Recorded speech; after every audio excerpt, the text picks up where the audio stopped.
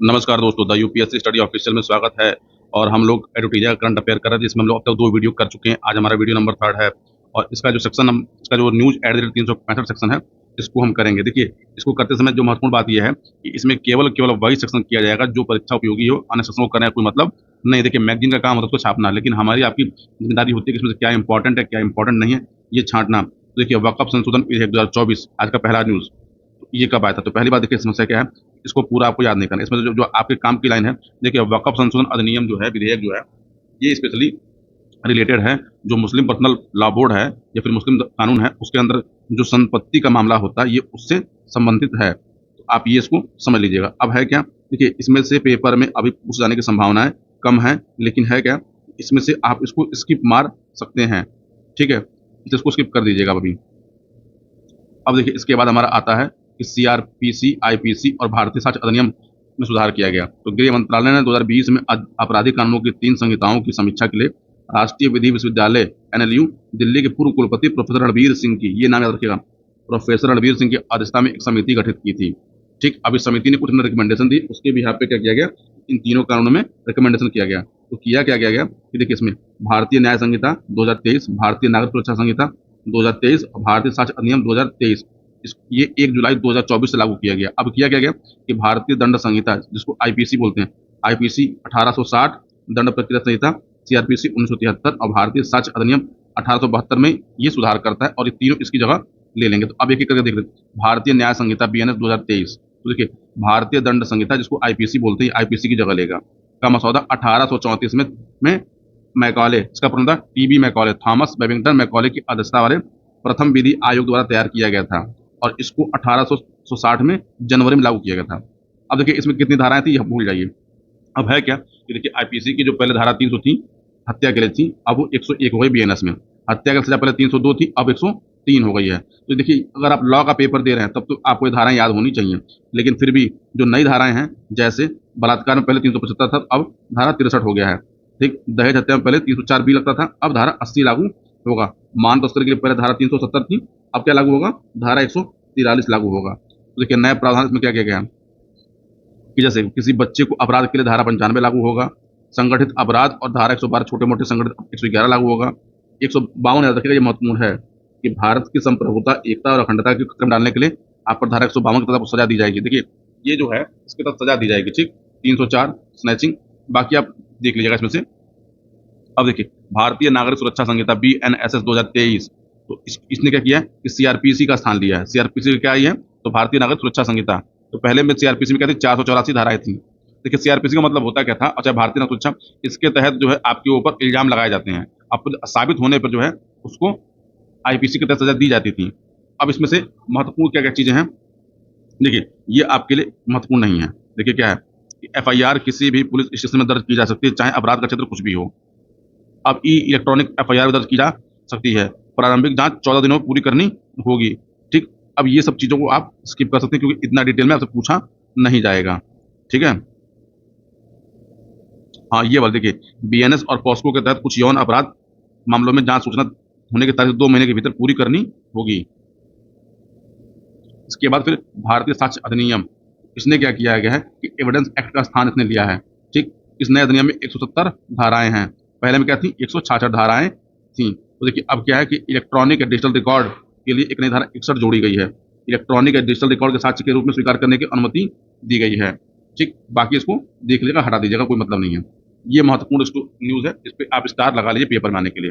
24वां SCO शिखर सम्मेलन, तो देखिए 24वां एससीओ शिखर सम्मेलन किसका था, तो राष्ट्रीय अध्यक्ष परिषद की 24वीं बैठक जो है वो 4 जुलाई 2024 को कजाकिस्तान की अध्यक्षता में अस्ताना में आयोजित की गई। अस्ताना क्या है, कजाकिस्तान की राजधानी है।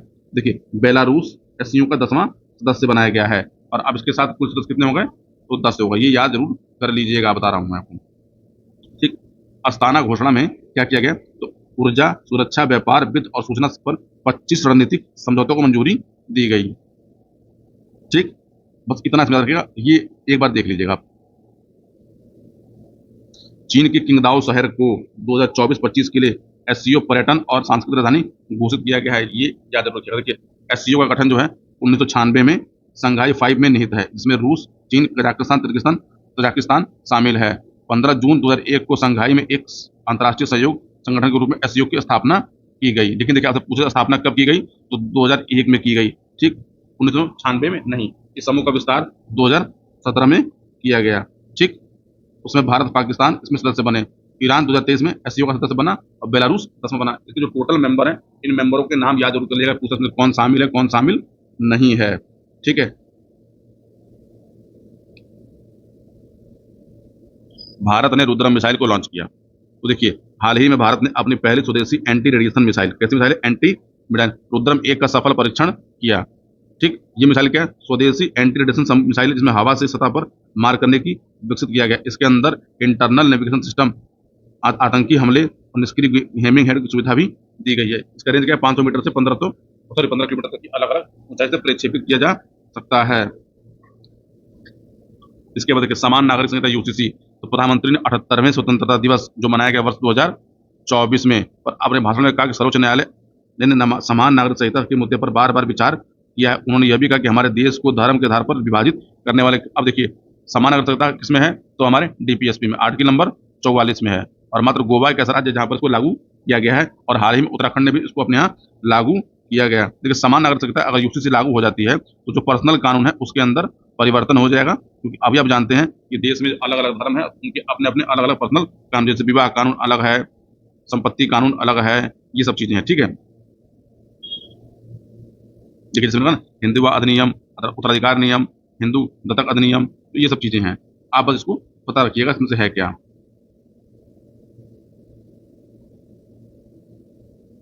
एक राष्ट्र एक चुनाव, तो देखिए एक राष्ट्र एक चुनाव के बारे में आप ध्यान रखिएगा कि देखिए पूर्व राष्ट्रपति रामनाथ कोविंद की अध्यक्षता में एक राष्ट्र एक चुनाव पर गठित उच्च स्तरीय समिति ने अपनी रिपोर्ट राष्ट्रपति द्रौपदी मुर्मू को प्रस्तुत की। तो ये सब आपको पढ़ने की कोई जरूरत नहीं है, ठीक है। इस पैनल ने क्या कहा कि लोकसभा और राज्य विधानसभाओं के लिए एक साथ चुनाव कराने की सिफारिश की है, और स्थानीय निकाय चुनाव भी 100 दिनों के भीतर होने चाहिए, ठीक। अब इसके लिए अनुच्छेद 324 ए लागू किया जाएगा।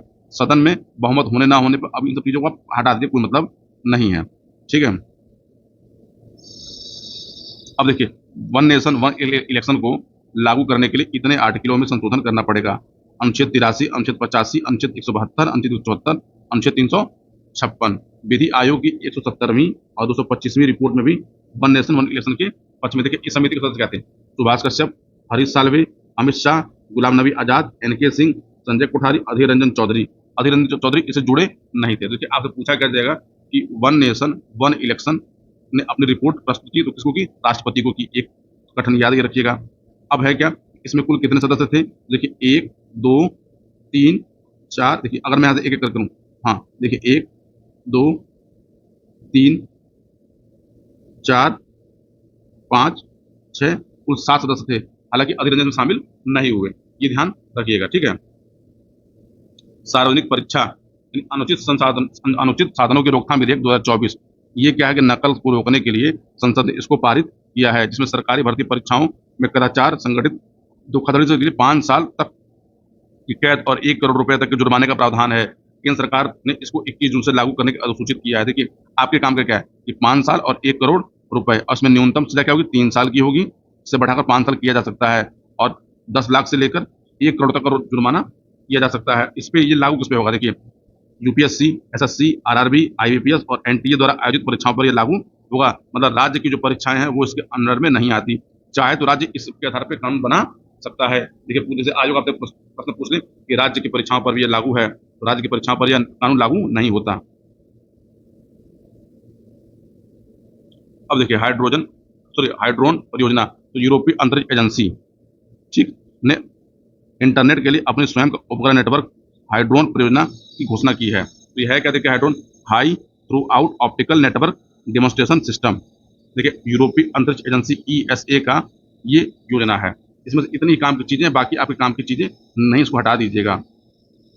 विश्व वन्यजीव अपराध रिपोर्ट 2024, तो देखिए अब है क्या कि ऑस्ट्रेलिया के वियना में संयुक्त राष्ट्र ड्रग्स एवं अपराध कार्यालय द्वारा विश्व वन्यजीव अपराध रिपोर्ट जारी की गई। देखिए कि करता कौन है, तो यूएन की एक अनुषंगिक इकाई अपराध कार्यालय यानी यूएनओडीसी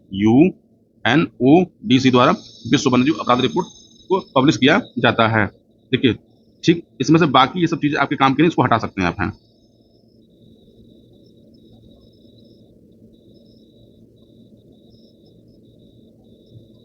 देखिए हाँ, याद रखिएगा कि पहले रिपोर्ट कब आई थी, तो 2016 में, फिर 20 में, फिर 24, मतलब हर 4 साल पे आ रही। ये रिपोर्ट तीसरी रिपोर्ट है। ठीक है। दुनिया का सबसे गहरा ब्लू वेल, तो देखिए शोधकर्ताओं ने युकतान महाद्वीप के दक्षिण पूर्वी तट पर मेक्सिको के चेतुमल खाड़ी में विश्व के सबसे गहरे ब्लू होल की खोज की है, जिसे तामजा ब्लू होल के नाम से जाना जाता है। अब आते हैं हम लोग ब्लू होल है क्या। देखिए ब्लू होल जल से भरी ऊर्ध्वाधर गुफाएं हैं जो तटीय क्षेत्रों में पाई जाती हैं। इसके आधार पर शैल, चूना पत्थर, संगमरमर या जिप्सम जैसे घुलनशील पदार्थ से बने होते हैं। ब्लू होल ऊर्ध्वाधर समुद्री गुफाएं हैं जो हिमयुग के दौरान हजारों वर्षों के हिमनदों के बहाव द्वारा निर्मित हुई हैं। देखिए ये याद रखिएगा, ये आपसे काम की चीजें हैं। विश्व प्रेस स्वतंत्रता सूचकांक 2024, वो देखिए पहली बात क्या है कि इसको जारी कौन करता है, इसको जारी करता है रिपोर्ट्स विदाउट बॉर्डर करता है। भारत किसमें रैंक, भारत का स्कोर क्या हो गया है, तो पहले 36.62 से 31.28 हो गया है। भारत की रैंकिंग पहले क्या थी, 23 में 161 थी, अब क्या हुआ, ये 159 हो गई। ये याद रखिएगा, बाकी इन चीजों को छोड़ दीजिएगा। शीर्ष पे क्या है, नॉर्वे है, डेनमार्क दूसरे स्थान पर है। ठीक, आपके काम की बस इतनी चीजें हैं, बाकी इसमें कोई चीजें नहीं है। एक लाइन और करते हैं, देखिए भारत, तुर्की, पाकिस्तान, श्रीलंका से पीछे है। ठीक, इसके संकेतक क्या है, सामाजिक, सांस्कृतिक, आर्थिक, राजनीतिक, कानूनी और सुरक्षा। विश्व जनसंख्या संभावना रिपोर्ट 2024, तो देखिए इसको भी किसने जारी किया, संयुक्त राष्ट्र की आर्थिक एवं सामाजिक मामलों के विभाग विश्व जनसंख्या ने इसको जारी किया है। 11 जुलाई को विश्व जनसंख्या रिपोर्ट में कहा गया कि आने वाले 50-60 वर्षों में विश्व की जनसंख्या वृद्धि जारी रहने की उम्मीद है। 2080 के दशक के मध्य वैश्विक जनसंख्या 10.3 बिलियन के उच्चतम शिखर पर पहुंच जाएगी। अब इन्होंने कुछ भारत के बारे में कहा है कि 2024 में भारत की जनसंख्या कितनी हो जाएगी, तो 1.45 अरब होगी। 2060 के दशक के प्रारंभ में भारत की जनसंख्या 1.7 अरब हो जाएगी और इसके बाद फिर भारत की जनसंख्या धीरे धीरे कम होगी। इस सदी में भारत विश्व का सबसे अधिक जनसंख्या वाला देश बना रहेगा।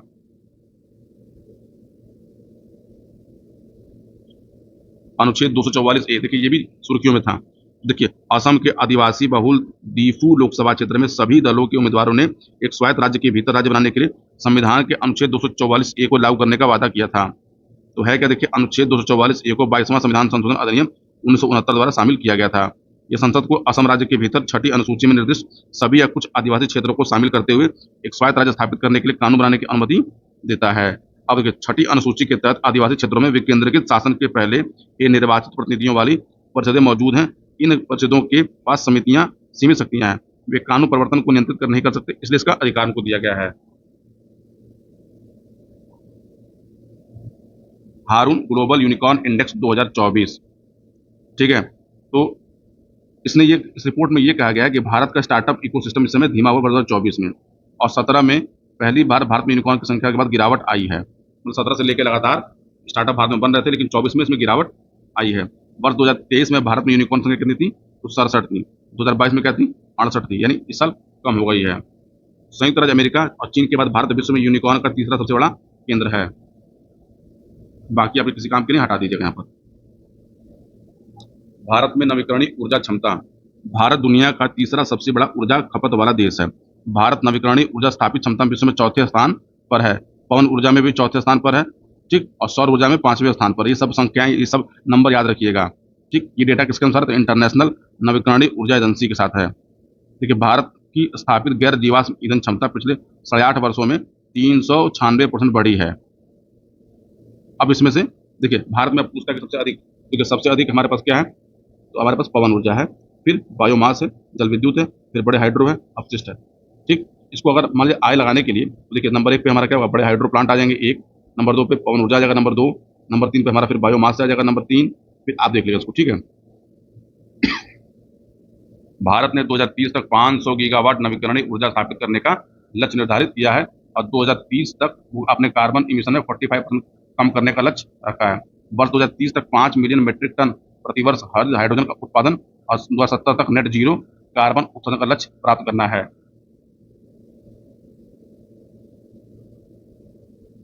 देखिए आप जानते हैं कि वर्ष 2023 में भारत ने अपना चंद्रयान मिशन 3 भेजा था। उस चंद्रयान मिशन 3 में कुछ स्थानों को नाम दिया गया था। अंतर्राष्ट्रीय खगोल संघ आयु ने चंद्रमा पर चंद्रयान 3 के विक्रम लैंडर के लैंडिंग स्थान को स्टेशन शिव शक्ति के नाम से आधिकारिक रूप से मंजूरी दे दी है, ठीक है। बाकी इसमें से कोई चीज़ आपको पढ़ने की नहीं है, हटा दीजिएगा उसको। गगनयान मिशन, प्रधानमंत्री ने भारत के क्रू अंतरिक्ष मिशन गगनयान के लिए 4 अंतर्यात्रियों के नामों की घोषणा की। अब ये नाम याद रखिएगा, प्रशांत बालकृष्णन नायर, अंगद प्रताप, अजीत कृष्णन और शुभांशु शुक्ला। ये सभी भारतीय वायुसेना के विंग कमांडर या ग्रुप कमांडर के पद पर हैं। ठीक, इन चारों के नाम याद रखिएगा। और ये उड़ान जो है वर्ष 2024 के अंत तक शुरू होने वाली है। इसके लिए LVM-3 रॉकेट का उपयोग किया जाएगा। तो चलिए आज को यहीं रोकते हैं, कल फिर शुरू करेंगे। बहुत तेजी के साथ इस सीरीज को कंप्लीट किया जाएगा।